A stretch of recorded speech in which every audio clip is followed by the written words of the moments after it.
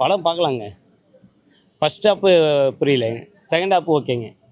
Second half வந்து நல்லா பண்ணியிருக்காங்க. மூவ் ஆயிருக்கு படம். ஃபர்ஸ்ட் ஹாப்பில் வந்து பார்த்தீங்கன்னா என்ன சொல்ல வராங்கன்னு தெரிய மாட்டேங்குதுங்க. அதனால தான் பிரச்சனை. படத்தில் டயலாக் எல்லாம் படம் புரியுதாண்ணா? செகண்ட் ஹாப்பில் இருந்தால் புரியுதுங்க. டயலாக்கே இல்லாமல் புரியுதுங்க. நல்லா சொல்ல வந்திருக்காங்க. ஏஆர்எம்என் மியூசிக் கோசம் பார்க்கலாங்க. நல்லா பண்ணியிருக்காருங்க. மியூசிக் நல்லா இருக்கு. நல்லா நல்லா பண்ணியிருக்காங்க. விஜய் சேதுபதியும் சரிங்க. அவர் அரவிந்த் சாமி நல்லா பண்ணியிருக்காருங்க.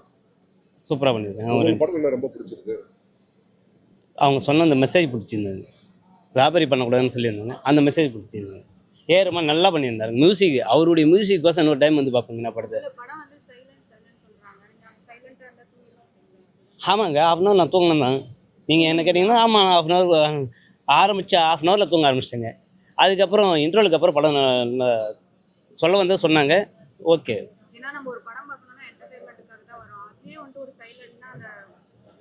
நான் ஃபீல் பண்ணேங்க. இப்போ நான் வந்து 170 டிக்கெட் எடுத்துகிட்டு வந்துட்டேன். என்னோட 170 இல்லாமல் ப்ளஸ்ஸு 2 மணி நேரம் நம்ம டைம் வேஸ்ட் பண்ணிட்டுமே நினச்சேன். ஆனால் அந்த இன்ட்ரோலுக்கு அப்புறம் அவங்க வந்து நீங்கள் ஃபீல் பண்ண வேணாம் அப்படின்ற மாதிரி ஒரு கொஞ்சம் கொண்டு போயிட்டாங்க.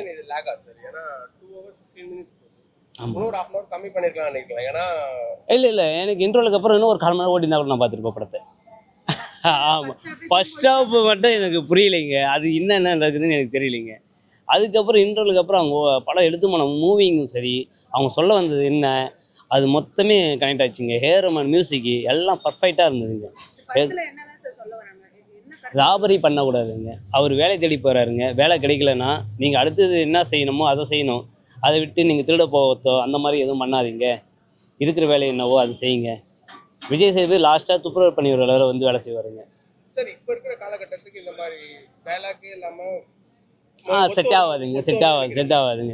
ஏன்னா மிஸ்டர் பீமு சாலின் சாப்பில் எல்லாம் இப்போ பார்த்தோம். அந்த மாதிரி பார்த்தவங்களுக்கு ஓகே இந்த படம்.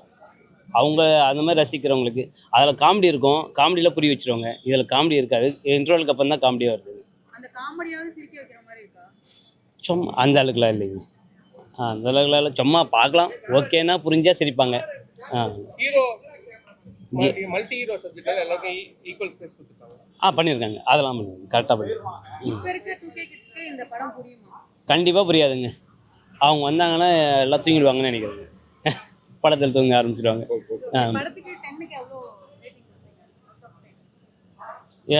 எனக்கு பொறுத்த வரையும் 10க்கு 6 கொடுப்பேங்க.